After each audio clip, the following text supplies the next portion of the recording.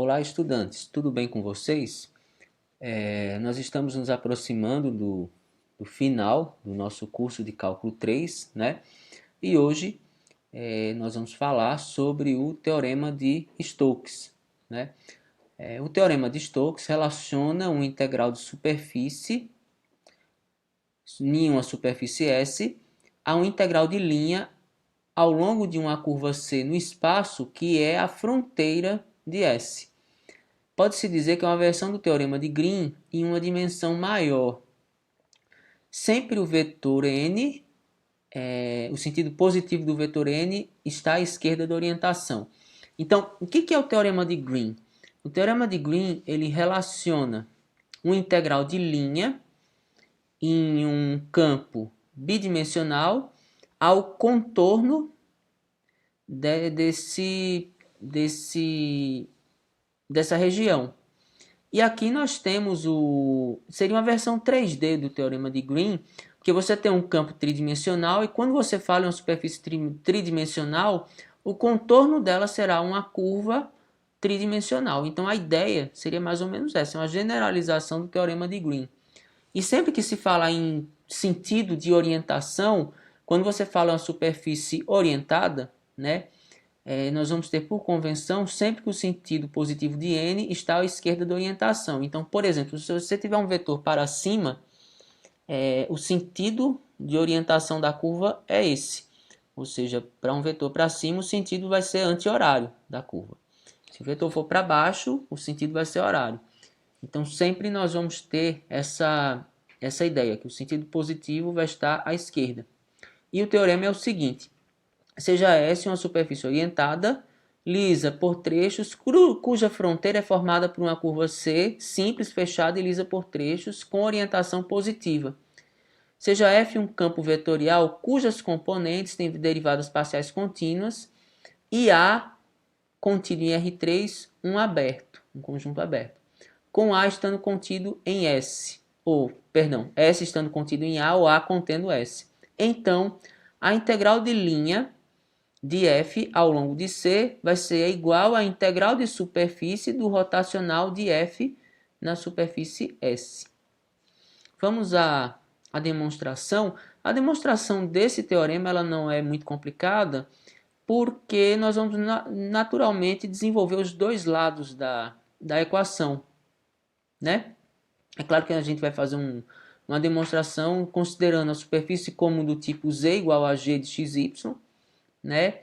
E as curvas S e C são dadas são chamadas de bem comportadas. Então as funções que definem S e C são bem comportadas, né? Então, a primeira coisa que a gente vai fazer, nós vamos resolver a integral de superfície. Lembrando que na aula 15, ou seja, a aula passada, nós vimos que a integral de superfície em um campo para uma superfície do tipo Z igual a g de xy seria menos p dg dx menos q dg dy mais r, onde p, q e r são as funções que fazem parte do campo, né? E no caso aqui g é a equação que define a superfície. Então nós vamos adotar isso aqui para o rotacional de f. Então no caso o rotacional de f está no lugar de f. As componentes p, q e r são justamente as coordenadas I, J e K do rotacional de F, que a gente pode desenvolver pelo determinante, já fizemos isso em uma aula anterior. E a curva G, no caso, a gente vai dizer que é o próprio Z, né? Então você vai ter um P dg dx, um Q dz dy e um R sozinho. Essa aí é o desenvolvimento da integral de superfície. Agora vamos calcular a integral de linha. Obviamente, nós vamos dizer que x e y estão em função de t, z vai ser uma função de x e y que depende de t, né? E t está entre a e b. Então, vamos adotar, né? O campo f, a integral de linha, pode ser escrito dessa forma, p dx mais q dy mais r dz, colocando, né? Adotando a regra da cadeia, eu posso dizer que dx, eu posso escrever dx P dx como P dx dt dt, dy é dy dt dt, e dz a gente vai adotar a regra da cadeia, porque z depende de x e y e x depende de t. Então, dz dt vai ser um dz dx dx dt mais dz dy dy dt, que está aqui nesse termo, né? Vamos reescrever, né? Então, aqui eu tenho contribuições com dx dt, eu tenho p e um dz dx, e um r dz dx, e eu tenho um q dy dt e um dz dy dt, né? Então, eu tenho esses dois termos aqui, eu reescrevo dessa forma, né? Posso escrever que isso aqui é a integral de linha em um caminho C, né? De uma função P mais R dz dx e outra função Q mais R dz dy, né? E aí, como eu tenho aqui uma integral de linha bidimensional, que eu posso escrever só em função de dx e dy, né? Eu posso pensar dessa forma aqui, né? Então, no caso, eu tenho a derivada em relação a x de q, que é essa última função aqui que está acompanhando o y. Estou aplicando o teorema de Green, que nós vimos na aula 12. E o p, no caso, que é a primeira coordenada, seria essa daqui, né? E aí, quando a gente faz o desenvolvimento dessas duas expressões aqui, comparo, quando a gente faz o desenvolvimento aqui eu vou ter que fazer o quê? Dq dx mais derivada de r dz dy, então fica dr dx dz dy mais r d2e dx dy. Vou aplicar os produtos, somas e tal. E quando a gente desenvolver e abrir as contas desse termo, nós vamos chegar à conclusão de que eles são equivalentes e que, portanto, vale o teorema. O teorema de Stokes. Então, essa aqui é a demonstração, é claro que é um caso particular, né, que Z é igual a G de X e Y. Vamos a um exemplo. Eu quero calcular aqui a integral de linha de um campo vetorial, né, sendo C o caminho, a interseção entre o plano Y mais Z igual a 2 e o cilindro x ao quadrado mais y ao quadrado igual a 1. Então, eu tenho aqui um plano inclinado, né? Se eu pensar em ZY, no plano ZY, ele forma uma reta passando aqui em 2, né? E a independente de x é como se essa reta tivesse se transladado ao longo do eixo x, né? O cilindro x ao quadrado mais y ao quadrado igual a 1 está aqui, né? E aí a linha que eu estou trabalhando é essa daqui, né? E aí nós podemos,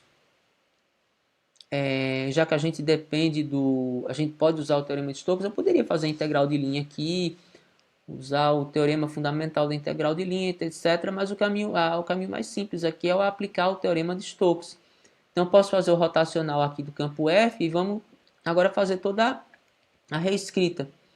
Então, esse é o caminho C onde está acontecendo a integral de linha. Então, eu posso trocar a integral no caminho C pela integral de superfície na superfície S, que é essa elipse aqui inclinada, né? Então, adotemos S como a superfície da região elíptica delimitada no plano Z mais Y igual a 2 e vamos orientar S para cima, de forma que a orientação induzida em C será positiva. Se eu induzir o vetor, se o vetor estiver aqui para cima, né, o sentido de rotação vai ser esse, que é o sentido anti-horário, que é o sentido positivo de integração, né? E aí nós podemos dizer, então, que essa integral de linha será a integral de 1 mais 2y ds, que é a mesma coisa que... Aí, quando a gente vai ter que reescrever isso aqui em integral de superfície, né? Eu posso dizer aqui que eu vou fazer o produto do campo, que é 0i mais 0j mais 1 menos 2yk, pelo vetor normal aqui, vetor normal não, né? Pelo vetor 001.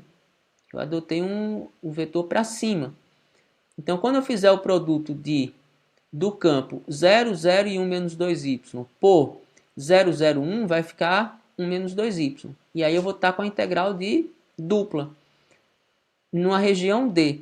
Como essa região D aqui é uma região circular, eu posso escrever essa região em coordenadas polares, né?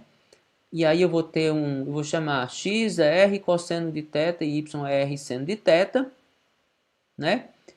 Então aqui vai ficar 1 mais 2r seno de θ, r dr dθ. O raio vai de 0 a 1, porque o raio do cilindro é 1, e o θ vai de 0 a 2π. Né? E aí quando a gente faz todas as continhas aqui, essa integral ela é simples, né? Porque eu vou ter a integral de r e 2r ao quadrado seno de θ. Eu vou integrar em r, que é um polinômio, depois vou integrar em θ, que vai ter apenas um senozinho lá, tal, é tranquilo. Fazendo essas continhas eu vou chegar em π. Então veja que é muito mais simples esse caminho do que fazer a integral de linha propriamente dita, né? Então essa é uma ferramenta bastante interessante, né?